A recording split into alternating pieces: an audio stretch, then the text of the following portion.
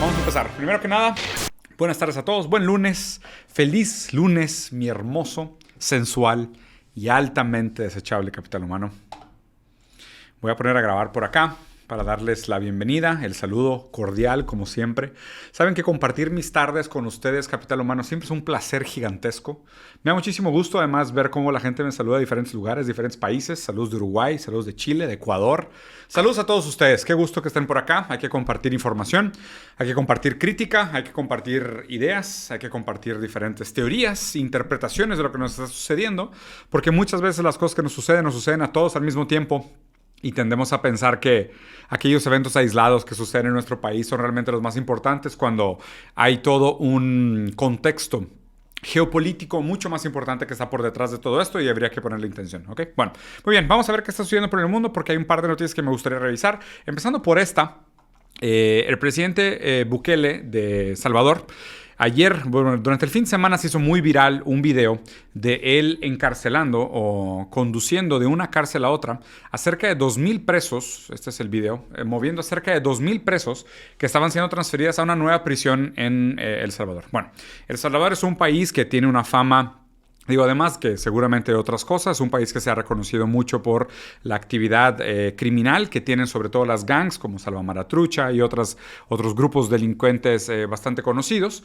Y bueno, el caso es que este fin de semana se hizo muy viral este video, ¿no? Supongo que como una muestra de algún tipo de eficiencia o algún tipo de trato humano, ¿sabes? De mostrar resultados, que seguramente mucha gente cuando ve el Estado o exige resultados del Estado está pensando de que, bueno, esto es lo que esperaríamos de un Estado, ¿no? Que agarre todos los criminales y los trate así como vacas de sacrificio y estén todos en fila y estén todos caminando y siguiendo las leyes. Si te fijas, todos bastante deshumanizados, o sea, deshumanizados en el sentido de todos sin camisa, todos con los shorts blancos, invadiendo sus propios espacios personales en un tema de clustering, ¿no? Y obviamente aquí mucha gente reaccionaria diría de que ¿cómo vas a hablar de los derechos humanos para la gente que rompió los derechos humanos? Bueno, el tema de los derechos humanos da para una conversación bastante larga y es una creación nefasta que deberíamos de haber superado desde hace mucho tiempo de la modernidad, de hablar que realmente existe tal cosa como los derechos humanos naturales, cuando realmente lo único que existe son los derechos positivos, son los derechos que desde el Estado se pueden asegurar y se pueden dar a los ciudadanos, ¿no? Después hablar de qué es lo que merece cada una de estas personas, pues yo creo que merece ser tratado como cada uno de ellos, ¿no? Y tratar de manera ponderada cada uno de los casos y no simplemente decir, son criminales, rompieron la ley, todos merecen absolutamente el mismo trato, todos merecen absolutamente el mismo tipo de condena y todos merecen perder sus derechos y sus libertades. Suena cruel, como la gente dice, pues realmente pues a lo mejor incluso suena efectivo, la gente puede verse tentada por ese tipo de comportamientos, pero también piénsenlo que en un Estado que realmente no tiene un buen trato de derecho, un buen sistema de justicia, pues tú fácilmente podrías ser incriminado equivocadamente y acabar en esta posición. No estás tan lejos, de hecho estás mucho más cerca de estar sentado ahí con ellos que de estar... sentado en la silla del presidente o en la silla de un magistrado o un gobernador o un senador o un alcalde, lo que tú quieras. Estamos mucho más cerca de ser privados de nuestros derechos ilegítimamente o equivocadamente que de estar del otro lado de donde se juzga y se levanta el dedo criticando lo que pudieran haber cometido estas personas, ¿no? Otra cosa que es ampliamente criticable es la propia eficiencia del sistema carcelario, ¿no? Que tiene desde hace muchísimo tiempo el análisis hecho por una serie de pensadores, incluyendo ellos a Michel Foucault, sobre el límite que existe en la expectativa de un resultado positivo para cualquier persona que pase por el sistema carcelario. Entonces, esto para nada es un intento de ninguna manera de mejorar las condiciones materiales sociales, sino simplemente es un intento de realmente castigar, punir y limitar la libertad que pudiera tener cualquiera de esas personas, más allá de que si todos ellos o algunos de ellos o la mayoría de ellos merecen este tipo de trato o no merecen este tipo de trato. Lo otro que es importante mencionarse es que Bukele está siendo investigado y fue acusado en Estados Unidos por negociar con mandatarios de la MS-13 y otros grupos delincuentes de El Salvador durante los años del 2019 al 2021. Entonces, como no es para sorpresa absolutamente nadie, y creo que esto realmente lo vemos en una serie de países latinoamericanos, es que a fin de cuentas para mejorar la percepción sobre la seguridad y mejorar la percepción del discurso, de la relación que existe con el crimen organizado, atrás de las cámaras, detrás de la opinión pública, se negocia con el crimen organizado. No se hace nada en el sentido estructural para ver cuáles son aquellos factores que producen este tipo de criminalidad sistémica o que generan estos negocios tan rentables alrededor de la venta de drogas, venta de armas, tráfico de personas y otro tipo de acciones ilegales o criminales. No se hace nada para realmente cambiar esto de manera estructural, sino que lo que se hace es que se negocia con un grupo en contra del otro a nombre y a cambio de una serie de beneficios y ganancias, ¿no? Mucho de lo que se negoció o la acusación que está recibiendo Bukele por este tema fue a cambio de la reducción de los asesinatos o de los crímenes durante el año 2019-2021 y también de alguna manera asegurar su gubernatura de la alcaldía de El Salvador, si no me equivoco, que él antes de ser presidente pues estaban en otros puestos políticos anteriores, ¿no? Entonces, digo, a fin de cuentas, yo lo único que les quería llamar la atención sobre esto es que más allá de simplemente aplaudir como monos y decir, sí, eso es lo que deberían de hacer todos los gobernantes, meter absolutamente a todos los criminales por la cárcel y tratarlos como animales por igual, y enfilarlos, y inclusive la gente va más lejos, ¿no? Habla de fusilamientos y pena de muerte y demás. Creo que es una buena invitación para que reflexionemos sobre, primero, la eficiencia en sí del sistema carcelario, que sabemos que es profundamente limitada y esto está analizado desde una serie de aristas muy diferentes. Y segundo, las implicaciones que existen por detrás de las negociaciones que se dan si no hay cambios estructurales. Porque como no hay cambios estructurales buscando realmente por qué la gente acaba condenada a vidas de criminalidad sistémica y sabiendo que una vez que pisas la cárcel prácticamente es un hecho de que la vas a volver a pisar y no vas a poder reformar tu vida ni volver a integrarte a la sociedad, porque hoy realmente la cárcel en Latinoamérica no tiene muchas esperanzas de integración social, a lo mucho sales de ahí con más contactos y buscando más gente con quien hacer negocios, pero yo creo que eso es el ángulo que deberíamos de analizar sobre estas noticias y no solo caer en el sensacionalismo fácil de decir, sí, son criminales, trátenlo como basura, son menos que humanos, ¿no? Sino que realmente, pues en este caso, como muy difícilmente es, y en los casos difíciles es donde la empatía es más valiosa, en estos casos difíciles es donde la gente realmente tiene que ponerse la mano en el pecho y decir, pues es algo funcional lo que estamos haciendo, o simplemente mover esos 2,000 presos va a abrir lugar para otros 2,000 nuevos potenciales criminales que hoy simplemente están condenados a la pobreza extrema en algún país de Latinoamérica. Entonces, tengan cuidado con el sensacionalismo y tengan cuidado con esas opiniones reaccionarias que tienden a salir muy rápido y son muy peligrosas. Bueno.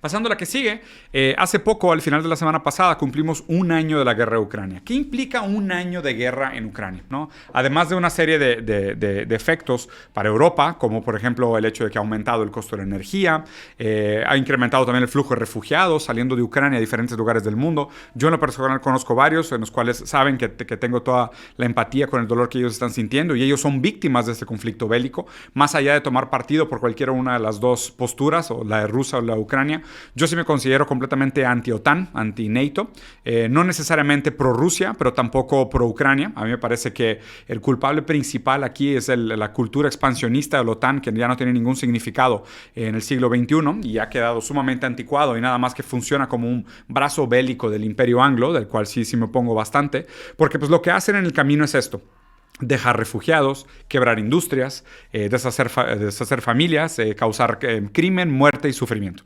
Eso es a lo que sí nos tenemos que oponer, ¿no?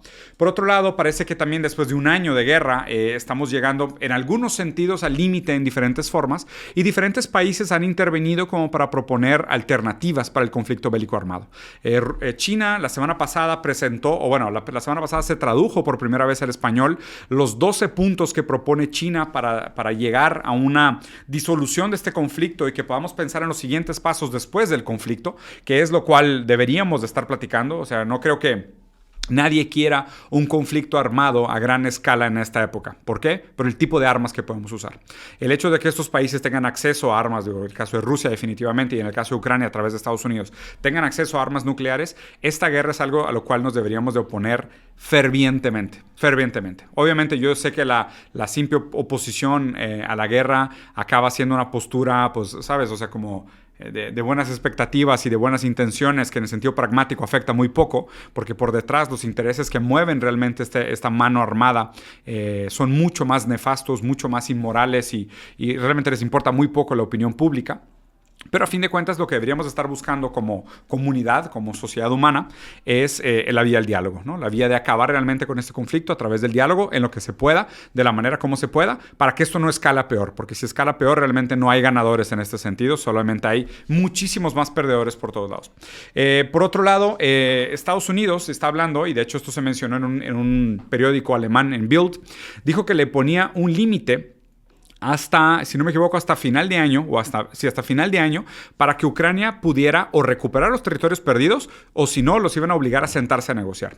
Esto puede ser una estrategia interesante, y esto si se prueba como real, porque de nuevo, esto es una noticia del periódico Bild, pero todavía no está validada en ninguna información oficial por parte de los gobiernos que están metidos en este conflicto, esto podría ser una salida obviamente interesante, ¿no? Digo, no hay tantas indicaciones históricas de esto ser real, porque de nuevo, la intervención que tuvo Estados Unidos, por ejemplo, en Afganistán, duró cerca de 10 años, cobró millones de víctimas de diferentes niveles, hasta personas que perdieron la vida, hasta personas que quedaron mutiladas, niños que quedaron huérfanos, familias que fueron destrozadas, pero fue una intervención brutal, desastrosa, un fracaso y caótica por todos lados, y todo nos hace pensar que esta intervención de Estados Unidos a través de Ucrania para hacer esta guerra próxima en los Balcanes sea muy similar a lo que sucedió en el Oriente Medio en nombre de la búsqueda de estas armas de destrucción masiva que nunca se encontraron, ¿no? Pero se encontró bastante oro, bastante petróleo, destruyeron muchas cosas que después llegaron a ofrecer dinero para reconstruir. Entonces, bueno, sabemos cómo funciona el ejército de Estados Unidos y la maquinaria industrial militar americana que digo, no es nada nuevo, ¿no? Hay que vivir abajo una piedra para no estar consciente de lo que han hecho en sus últimas décadas de historia. Pero el caso es que les pongan este límite es interesante porque esto obliga de alguna manera a acercarnos por lo menos a un horizonte de paz, a un horizonte de negociación, que es lo que de nuevo toda la comunidad universal, la comunidad global debería buscar en estos contextos, sobre todo con este tamaño y este poder bélico. Créanme, nadie quiere una guerra nuclear. Obviamente los dos países, además de Ucrania y Rusia, que son sumamente importantes para este conflicto, son Estados Unidos y China. Obviamente la postura de China se va a medir inmediatamente como un gran apoyo o como un gran riesgo, dependiendo del partido que tome. Obviamente se ha mostrado un poco más a favor de Rusia en algunos sentidos, pero también la postura que tome China es interesante y los va a poner como contra la pared, por decirlo así, porque después lo que sea que ellos digan sobre el tema de anexar territorios, van a tener que usar una lógica similar para cuando se hable del tema de Taiwán. Entonces, obviamente, aunque el contexto histórico sea sumamente diferente y la problemática política sea muy diferente, la postura que tome China frente al conflicto de Ucrania y Rusia, de alguna manera pone el precedente para lo que se espere de China frente al tratamiento de Taiwán en su momento. Aunque la verdad es que China no tiene ninguna prisa para anexar Taiwán. Creo que el límite estaba hasta el año 2049, si no me equivoco, que es cuando se acaba el contrato, el agreement que firmaron. Lo que haga China en este conflicto de Rusia y Ucrania va a marcar un precedente interesante para la comunidad internacional. Por otro lado, me parece interesante que Rusia esté promoviendo esta película. Y aquí obviamente es donde se nota que todos tienen su maquinaria de propaganda y su maquinaria ideológica para proteger sus propios intereses, ¿no? Donde cuentan la historia de un guerrillero ruso llamado Nikolai Kiselyov, que tenía una pequeña guerrilla, un pequeño comando, que lo que hacían era durante la Segunda Guerra Mundial rescatar judíos del Holocausto.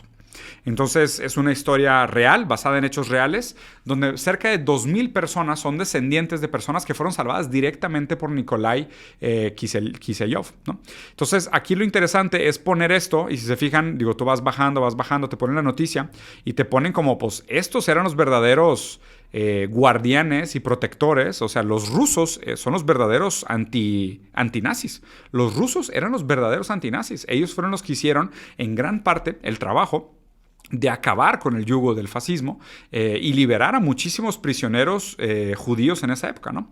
Pero interesante que cuando vas bajando por la información, te van mostrando y te dice, pues realmente, si quieres leer otra noticia, déjate enseño cómo colaboradores nazis están en Ucrania y pelearon por la independencia de Ucrania, ¿no? Entonces, claro, es fácil recordar cómo el cine siempre ha estado profundamente vinculado a aquellos intereses bélicos que se patrocinan por los países que producen el entretenimiento. Esto es un poco a lo que se refería Walter Benjamin cuando decía que hay que politizar la estética. Cada vez que nosotros vemos una de estas piezas de entretenimiento o vemos las decisiones estéticas con las cuales se cuentan la historia, tenemos que pensar que hay implicaciones políticas por todas esas decisiones estéticas, ¿no? Y definitivamente, de nuevo, o sea, yo sé que cada uno de estos periódicos responde a una tinta, responde a un costo, me refiero, responde a una agenda, responde a un tipo de responsabilidad. Esto no los hace inmunes a su propia ideología, a su propia visión del mundo, a su propio sesgo, a sus propios intereses. Lo único a lo cual los invito es mantener siempre una postura crítica para poder ver entre las grietas que se presentan como la verdad, entre las grietas de la verdad como se nos presenta, las diferentes intenciones y los diferentes sesgos y las diferentes ideologías que soportan aquellas narrativas que se presentan en los periódicos, en las noticias o incluso en el cine, en las series, en los artistas y demás. Pero tal cosa como una opinión imparcial, una opinión no sesgada, realmente no existe. Hay que tener muchísimo cuidado. Bueno, otra cosa que les quería platicar es... ¿se acuerdan ustedes de la película Hunger Games o Juegos del Hambre? ¿Qué pasaría si viviéramos todos en pequeños distritos, así como Juegos del Hambre, ¿no? ¿Y cuáles son las implicaciones de vivir en esos pequeños distritos como Juegos del Hambre? Bueno, últimamente está muy de moda este tema de las ciudades de 15 minutos. Por si no lo habían leído, la idea esta de las ciudades de 15 minutos viene de muchas ideas que se denominan como teoría conspiranoica, como ideas globalistas. Y estas ideas globalistas ahora nos vienen a decir que lo que nos conviene es la construcción o el desarrollo urbano de pequeños núcleos de 15 minutos, donde puedas hacer todo a 15 minutos de tu casa. Y obviamente suena muy bien en teoría, porque pues dijeras, oye, qué chido tener un supermercado, una escuela, un centro de entretenimiento, un hospital, mi lugar de trabajo y mi casa, todo a 15 minutos. O sea, que no me tenga que mover más de 15 minutos de mi carro. Y de hecho, incluso esto viene junto con una serie de promesas como limpieza, compras, educación, salud, seguridad, ¿no? Suena todo muy bonito en teoría. ¿Cuáles son las cosas preocupantes de estas ciudades de 15 minutos o las banderas que la gente está levantando como, oye, ten cuidado con esta idea de las ciudades de 15 minutos? Lo primero es que vienen acompañadas de restricciones de movilidad para las personas. Entonces si tú vives en una ciudad de 15 minutos, realmente te lo están haciendo no como, pues como todo funciona a 15 minutos, pues no pasa nada si te mueves a otro lugar. Lo que quiero es que positivamente te sientas bien al hacer todo en tus ciudades de 15 minutos. Pero no, la idea es que existan multas y cargos adicionales para moverte de una zona a otra para incentivar que te quedes en la zona de 15 minutos. Bueno, entonces ahí ya entra un aspecto sumamente importante, que es el aspecto del poder adquisitivo. Entonces, claro, como siempre, los que tienen más poder adquisitivo van a poder salir de sus zonas de 15 minutos con mayor facilidad y mayor frecuencia, porque el gasto o la multa no les va a tener una explicación tan grande. Y la gente que no tenga el poder adquisitivo, pues no, porque no van a tener dinero para pagar la multa para salir de las zonas de 15 minutos. Entonces, ¿qué tal si tú tienes un primo o una novia o conoces a alguien que vive fuera de tu zona de 15 minutos? Bueno, pues entonces lo que tendrás que hacer es pagar para salir de ella, ¿no? Lo que todo esto toma equivocadamente como un status quo es una serie de factores estructurales y factores históricos. Por eso es tan importante constantemente regresar a la lectura materialista histórica de las situaciones a las que nos estamos enfrentando. En este caso, ¿a qué me refiero? Vamos a suponer, tú agarras una ciudad como Chicago o como Detroit, o la verdad prácticamente cualquier ciudad en Latinoamérica o cualquier ciudad en el mundo, no nos vayamos tan lejos, ¿no? Y existe la zonificación, que a grandes rasgos es el resultado de un largo proceso de diferencias de poder adquisitivo, de apropiación de terrenos, de ilegalidades, de robos y de abusos de autoridad, ¿no? Entonces, oye, resulta que hay un barrio que es un barrio profundamente pobre, que tiene mala infraestructura, pésimas calles, pésima carretera, no tiene buenos lugares para vivir, no tiene buenos hospitales, pero cuando se hagan las ciudades de 15 minutos, pues eso probablemente va a ser un distrito o una zona de 15 minutos. Entonces la gente que está ahí no solo ya está condenada estructuralmente a quedarse ahí, sino que ahora va a estar castigada y va a tener que pagar por salir de ahí, ¿no? Entonces eso, lo que hacen este tipo de premisas es que de alguna manera hegemonizan, o más bien perpetúan el discurso hegemónico, ¿no? El discurso hegemónico, de nuevo, es aquel que se vende a sí mismo como natural. Es aquel discurso que se promueve a sí mismo como las cosas son así porque siempre han sido así, ¿no? Las ciudades siempre han estado divididas por niveles socioeconómicos, las ciudades siempre han estado divididas por pobres y ricos, las ciudades siempre han estado divididas, incluso en Estados Unidos, por raza, o sea que hay distritos que son mucho más para negros, y hay distritos que son para blancos, para latinos, para chinos o para asiáticos, y esto siempre ha sido así, ¿no? Entonces, como siempre ha sido así, se vende como pues algo natural. Es que así es. No hay ningún motivo para cambiarlo porque siempre ha sido así y siempre ha estado así. Pero al contrario, Eso nos oculta la realidad, que poco a poco estas agrupaciones, ya sea por raza o por nivel socioeconómico, se dan por una serie de condiciones estructurales que casi obliga a las personas en nivel de pobreza o en pobreza extrema a agruparse en estos lugares de bajo valor. Y obviamente también por la manera como funciona el interés político de quiénes son los distritos que votan, dónde está el dinero para fondear las campañas y demás, acaban siendo pequeñas regiones o pequeñas zonas que acaban siempre olvidadas, donde no hay inversión, nadie repara las calles, a nadie le importan los servicios públicos porque sus votos valen menos. O sea, sus votos valen menos en el sentido de que no pueden patrocinar una campaña. Entonces, pensar en la posibilidad, que ahora sí me suena muy distópica, de las ciudades de 15 minutos, me suena distópica. ¿Por qué? Porque perpetúa y enyesa completamente la movilidad social y oculta, como haciéndolas invisible, las condiciones estructurales que produjeron esas situaciones sociales en un primer lugar. Entonces, esto es lo complicado de las ciudades de 15 minutos. Tengan cuidado con este tema, porque de nuevo, a lo mejor el hecho de que las ciudades sean extensas y que la gente se quiera mover no es tanto un problema. El problema es que no existe transporte público y estamos condenados a que todo el mundo tenga carro propio. Y primero que nada es de que si te alcanza carro propio. Y si te alcanza carro propio, gasolina, más tráfico, más el hecho de estar ahí sentado y poder viajar tú solo. Entonces, lo que realmente es preocupante de estas ciudades de 15 minutos es lo que esconden como hegemónico, lo que invisibilizan, lo que naturalizan y lo que enyesan. Porque si ahorita ya es difícil la movilidad social, cuando te cobren por salirte de tu barrio, pues va a ser incluso más difícil la movilidad social. Pero bueno, pasemos a la que sigue. Aquí hay uno buenísimo. Estamos celebrando nuevamente, y me encanta esto porque pues, celebramos pura tragedia, pero no es cierto. La verdad es que también hay cosas buenas pasando. Pero pues celebrando otra tragedia, en febrero de hace 2 años, vamos para casi 3 años, llega el primer caso de COVID a México. En febrero del 2020 llega el primer caso de COVID a México. El caso es que ahora hay información reciente y nueva sobre esto, ¿no? Digo, obviamente siempre se ha debatido mucho el origen del COVID en 2 grandes sentidos. Habían 2 grandes candidatos o sospechosos, si quisieras verlo así, para el origen del COVID. El primero era que era un fenómeno de transmisión natural, que la transmisión que era de animal a humano y a humano a humano. Y esa transmisión habría hecho mutar el virus y ese virus mutado fue el que nos infectó a todos y produjo millones de casos, ¿no? En México creo que fueron casi 7 millones o un poco más de 7 millones de casos registrados de COVID solo en el país México. Esta fue una de las hipótesis de lo que había sucedido con el COVID. La segunda hipótesis es que el virus había escapado de un laboratorio. Y esa hipótesis obviamente tiene implicaciones muchísimo peores, muchísimo más serias e involucra una serie de países. Primero que nada, los países involucrados aquí son China y Estados Unidos. Porque las acusaciones venían de Estados Unidos diciendo que el virus había escapado de un laboratorio chino.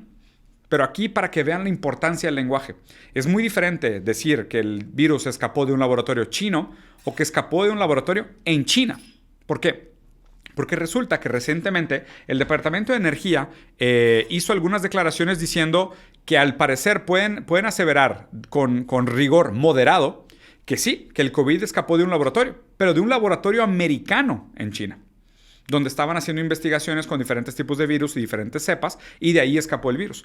Obviamente esta noticia primero fue levantada por Wall Street Journal y el New York Times, y esto pues abre como una caja de gusanos otra vez, y este tema se vuelve de nuevo un asunto profundamente político y profundamente complejo, que de nuevo quiero que lo tomen con un grano de sal, porque estas declaraciones acaban de salir, todavía se están afirmando de manera moderada, no es un hecho, no brinquen a teorías conspiranoicas, no brinquen a conclusiones, pero solo quiero que entiendan las implicaciones que esto podría tener, ¿no?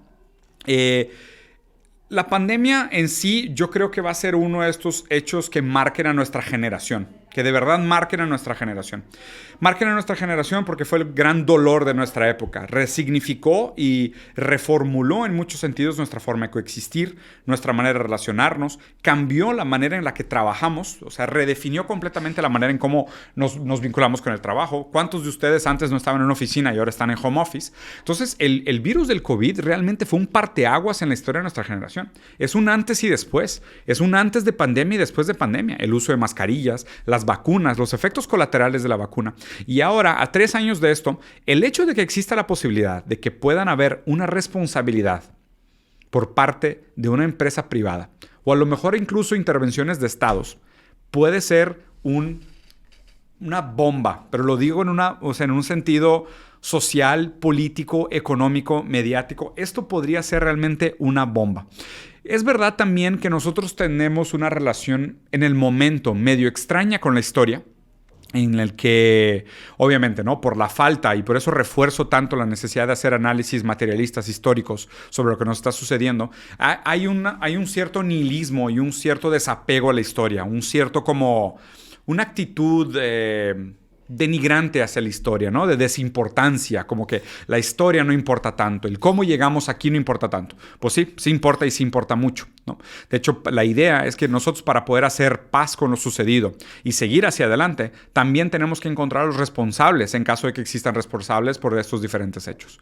No puede pasar que exista una pandemia tan dolosa con tantas víctimas humanas sin hacer responsables a aquellos que estaban en puestos de poder, y en caso de esta noticia específicamente, aquellos que pudieran haber sido los causantes originales de este trauma, ¿no? Entonces, a los casi 3 años de haber empezado con la pandemia en México, ahora sale información nueva diciendo que sí, puede ser que este virus no fue natural, no mutó de un animal a un humano, sino que realmente sí escapó de un laboratorio, pero no de un laboratorio chino, sino que de un laboratorio americano en China. Entonces, bueno, este tema se va a poner color hormiga. Aquí manténganle un ojito encima porque creo que vamos a seguir hablando de esto. Por otro lado, esta noticia también me pareció interesante. En China crece la inversión en inteligencia artificial en 700% en los últimos 3 años. Esto es importante mencionarlo. ¿Por qué? Porque actualmente existe una guerra de los chips entre Estados Unidos y China principalmente, ¿no? Digo, después de lo que pasó en Taiwán y de los últimos años para acá, una de las principales sanciones que tiene Estados Unidos en contra de China es la industria de microchips. El caso es que lo que hace China, en muchos sentidos, es lo que deberían de buscar diferentes países latinoamericanos, que es, bueno, hay sanciones, pero ¿qué tanto podemos usar nosotros nuestra propia capacidad productiva, nuestro propio talento y nuestra propia capacidad de inversión para desarrollar una industria nacional? Desarrollar fuerzas productivas nacionales, talento nacional, inteligencia nacional, capital intelectual, patentes, innovación y tecnología. Eso es lo que deberíamos de buscar. A fin de cuentas, sabemos que las sanciones económicas son el deporte favorito de Estados Unidos para castigar y plantearse a sí mismo como la policía internacional, pero lo que no han hecho muchos países, lo que han equivocado muchos países, es tratar de, enfrente de las sanciones, sostenerse con su monocultivo, con su monoindustria, en lugar realmente de tratar de desarrollar fuerzas productivas autónomas, propias, con las que puedan sobrevivir los bloqueos, y no solo eso, sino que eventualmente sobrellevar y superar los países que los bloquean. Aquí la gran pregunta que tenemos es que obviamente el sector de inteligencia artificial es un sector muy estratégico en el cual se juega el futuro de la humanidad. O sea, hablar de inteligencia artificial hoy en día es datos. Y los datos son la nueva materia prima más valiosa que tenemos. O sea, más allá de los recursos minerales y los recursos energéticos, que claro, siguen dominando a grandes rasgos el juego geopolítico, los datos son un nuevo recurso sumamente valioso. La guerra de los datos es el por qué tenemos a estas empresas multibillonarias como Facebook, Google, las empresas ¿sabes? De información política, de mapeo de comportamiento humano, que eventualmente se va a desembocar en una gran industria de la inteligencia artificial. El hecho de que China pueda desarrollar un cierto nivel de autonomía puede sonar como algo positivo, dependiendo de dónde lo veamos, en el sentido de quitarle el monopolio del poder a Estados Unidos. Porque sí es verdad que Silicon Valley está muy avanzado, pero cada vez más Shenzhen se le acerca y cada vez más China se le acerca a Estados Unidos con el poder de cómputo, con el alcance, con las aplicaciones y las implicaciones de la inteligencia artificial. Entonces esto se me hace una noticia interesante que también seguramente vamos a ver repercusiones en el pronto tiempo. Imagínate en este escenario. Te rompes el pie, vas al hospital, te da un infarto en el camino, pero llegando al hospital, cuando realmente no tienes seguro de gastos médicos ni dinero, te sacan del hospital y luego le hablan a la policía porque te metiste al hospital y te llevan a la cárcel. Bueno, pues esto pasó en Estados Unidos. Una señora de 60 años que se rompió el pie y aparte tuvo un infarto, fue sacada del hospital, que después le hablaron a la policía. Y la señora, siendo llevada a la estación de policía por haber cometido el crimen y haber molestado a los del hospital al pararse ahí, al pedir ayuda por su salud y su humanidad, muere en la patrulla en el camino hacia la jefatura.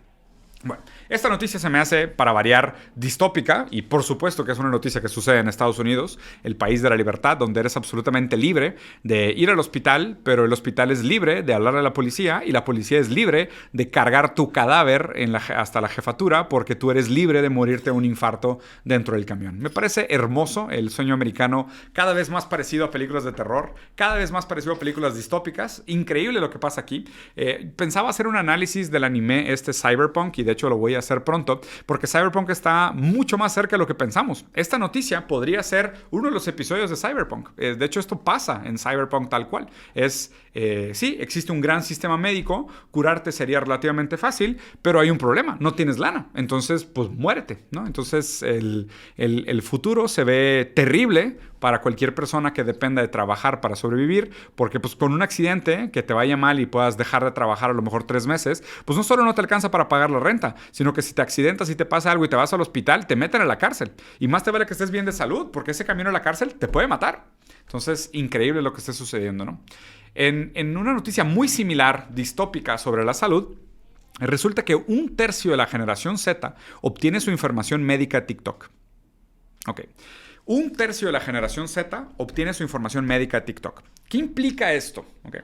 Vamos a suponer, esta generación Z que está aislada, enajenada, nunca va a tener casa propia, ni un seguro de gastos médicos definitivamente, y tiene menos relaciones sexuales per cápita que la de la generación anterior, mostrando un gran retroceso, no solo en nuestras habilidades sociales, sino que quiero pensar también en su propia habilidad de ser felices y establecer vínculos afectivos. Pero no solo eso, resulta que además de ver bailecitos virales y memes y muchísimas mentiras vendidas por muchísimos engañabobos y muchísimos coaches, además obtienen 27% de su información de TikTok, de la información médica. Okay. ¿Qué implica? Pues es una empresa privada, ¿no? Que no está completamente regulada por el Estado. Y además, ideológicamente hablando, hoy se pelea por una menor intervención del Estado en estas empresas privadas. Entonces piensen qué va a pasar en el futuro cuando a lo mejor una farmacéutica tenga a 70,000 influencers trabajando para la farmacéutica, promocionando una medicina, ¿no? Sin la regulación del Estado. Sin la regulación del Estado, estas empresas de medicinas pueden pagarle a estos influencers para vender suplementos, medicinas, tratamientos, terapias, procedimientos médicos, ¿okay? Sin regulación. Y siendo que ahora 1/3, pero futuramente no dudo que estemos muy lejos de llegar a una media mayoría que vaya a llegar a buscar su información médica en TikTok, tenemos un escenario bastante distópico, un escenario súper tenebroso, donde mañana estos canales que tú no sabes, realmente todos están patrocinados y te digan de que, ¿te duele la cabeza? Lo que te falta es Megabang. Megabang tiene 70,000 inclusiones de anti-blum-blum-laxus y si te lo tomas te vas a sentir increíblemente bien. Y es más, si le picas ahorita este botón te regalamos 2 Megablanks. Entonces, pues nada, chido, ¿no? O sea, qué bueno que tengamos estas plataformas brillantes para compartir información, pero obviamente como funciona la manufactura del consentimiento y cómo se constituye o se filtra qué información se hace viral y qué no, por aquella que tiene más pauta, que está mejor producida, que tiene una mejor calidad de video, que tiene presentadores más articulados o más bellos o más guapos y que además están fondeados y tienen pauta y tienen dinero por detrás para crecer sus campañas, pues esto suena profundamente distópico, ¿no? Un mercado farmacéutico no regulado y que además es dueño de sus propias plataformas de comunicación y dueño de la manera en cómo llega directamente a los consumidores finales, puede plantear un escenario terrible para el futuro de esta generación. Pero es el tipo de cosas por las que debemos de pelear por una mayor regulación, ¿no? No solo de las plataformas médicas, sino también de las plataformas mediáticas, porque las plataformas mediáticas intervienen o acaban funcionando como intermediarias de las grandes plataformas médicas, pero seguramente de otras grandes industrias también, ¿no? O sea, también hay muchos influencers que están pagados por Greenpeace o por, peor todavía, por British Oil o por grandes empresas de petróleo, hablando sobre, por ejemplo, lo que hablaban hace unas semanas, ¿no? De, oye, me gustan más las estufas de gas que las estufas eléctricas. Y es como que, Ok, güey. Sí, ¿por qué? No, porque pues, como a mí me pagan las empresas de gas natural, a mí me conviene defender la industria del gas natural. Entonces, como siempre ha sido, los periódicos tienen que pagar la tinta. La tinta del periódico la pagan los anunciantes. En la época de redes sociales, de alguna manera, los anuncios son los que pagan el contenido que se están viendo. Es importante que ustedes sepan que eso también aplica para mí. O sea, yo no estoy haciendo esto a nombre de ninguna empresa directamente, pero ustedes están viendo este video y les van a aparecer anuncios. Esos anuncios están targeteados para ustedes. Están usando mi mensaje, por más que a lo mejor pudiera ser la antítesis de lo que les van a tratar de vender en este video, para captar su atención. Están usando un discurso subversivo para aún así llegar y capturar la atención de ustedes. Por eso es tan importante que desarrollemos un sentimiento crítico sobre aquello que se nos presenta y las implicaciones de aquello que se nos presenta. Pero bueno, capitán humano, los dejo por acá. La verdad estuvo corto pero intenso este review de noticias del día de hoy. Voy a cortar por aquí el review de noticias, pero vamos a continuar con el stream normal de la tarde. Vamos a regresar al mundo de Overwatch. No sé si vieron, pero la semana pasada mi hermano y yo hicimos un stream de Overwatch. Hicimos las finales de Canadá, luego el sábado fueron las finales de México y el domingo fueron las finales de Estados Unidos de Overwatch. Se pusieron bastante buenas. Van a haber otras finales, vamos a narrar otros juegos, se va a poner chido. Vienen otros juegos cool como el Diablo 4. Entonces, bueno, para la gente que esté más en tema de gaming, quédense. Y además ahora lo que voy a empezar a hacer es que voy a empezar a agarrar preguntas y respuestas.